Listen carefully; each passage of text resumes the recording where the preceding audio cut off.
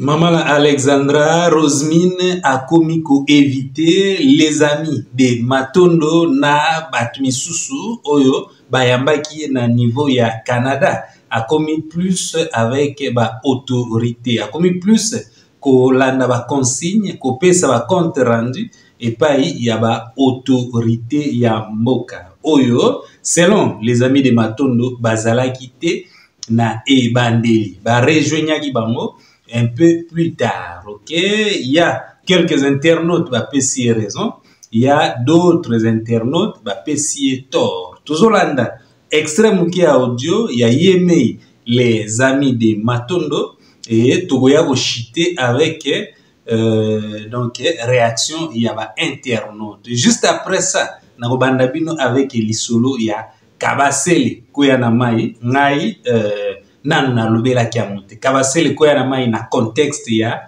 les amis de Matondo. OK, voilà, je m'arrête ici. Tolanda audio ya les amis de Matondo, réaction à internaute juste après ça.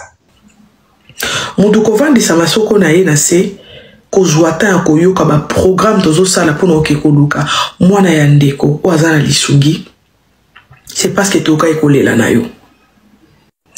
Mais ce qui est à la ketumu to moni kolela na yo to sangani lokwa moto moko to sali o photo sala mais na suka nango batu wana baza suna droit comprendre ce qui se passe parce que oza accompagner na batu mo songolo pakala na ko yipsa yo na otala ona misu pona lo bano vérité batu wana baza akité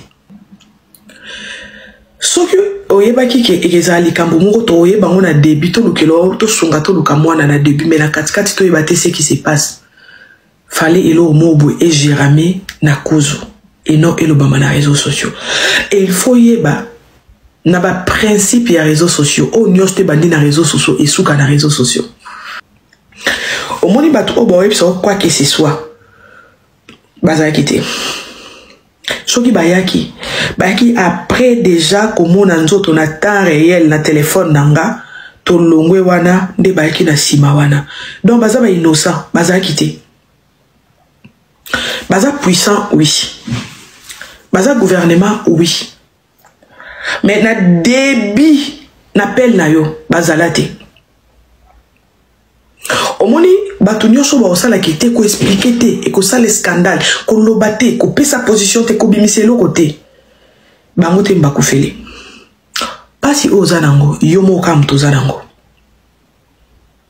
Blague oyo les amis de Matondo à Salaki à Kabasele Kweya na mai en tout cas ngai na monaki tina ya kolobela moté déjà mikola ngona bandaki ko sala ba émission té mais na landaki ba collègue belé ba comprenaki que c'était blague oyo ezalaki oui na sujet à Alexandra mais allusion ezalaki côté ya ba autorité ya mboka oyo il fallait ba uta Moga Moussoussou pour rejoindre les amis de Matondo et les autres na Trois-Rivières. Ok? Donc, c'est ça. Par rapport à apport, donc, qu'on peut ça trop d'importance na interprétation, il y a internautes, na mona qui zalaki penda na sens mingité. Apport na dossier oyo ezali très significatif. Ok? Alors, tous les qui sont en réaction, il y a un internaute concernant incompréhension au écouti depuis arriver à Maman Alexandra na niveau ya Montréal. Et bandagi bien, mais na minute selon internaute, bango ba mona ke mbongo nde e kaboli bango misusu bazomona ke bon maman azali ko éviter buzz et ainsi de suite. OK? Vraie intention à les amis de Matondo, bon, Kokezala, juste que à se sentir écarté et à zolgane pe mbongote et parce que au départ pe isola mbongote et zala quitté, ok? Matondo oyo siko ekomi kindoki. Nyoso wana kaka pona $580,000. Isola mbongo oyo nga déjà gut na ebaite na moniango awa. Maman Alex amonike ekomi buzz na kombo ya mwana na ye botika ye tranquille.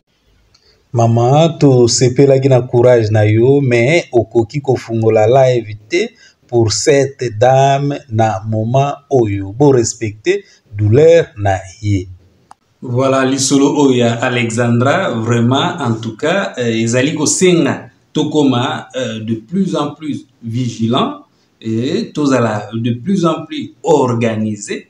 Sozali na nécessité ya ko se déplacer, déplacement tel que déménagement, en tout cas zala très organisé pour ça la yango le plus tôt possible ce qui ezali urgent.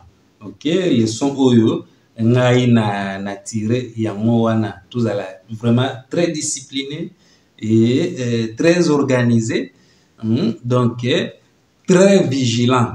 Vigilance, organisation, discipline. Oyo nga na kokina sensibiliser, na kokina rappeler ba Congolais par rapport ya dossier oyo yango wana. Eza dossier moko boye ekoleka. Actualité éternelle ezalaka te. Pour l'instant, eza nanu chaud, corps ekozonga na Congo, enterrement ekosalema, de temps en temps batu bakobanda kolobela yango, surtout soki coïncide na lisolo mususu similaire, et puis côté oyo Alexandra akomaki ko vivre, donc ekozonga lisusu mais actualité éternelle et zalakate. OK, problème eko continue.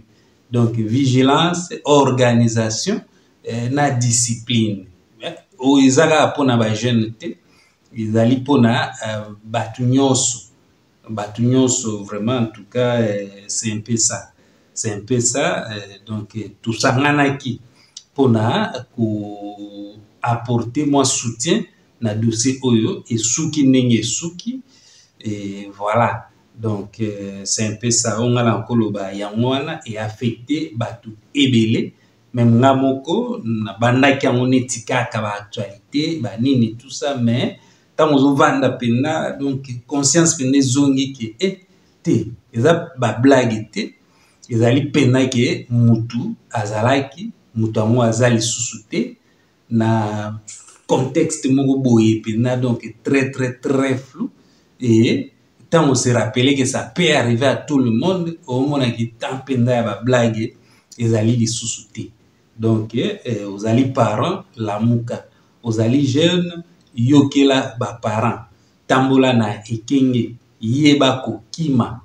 Donc, tant au détecter danger, kimi.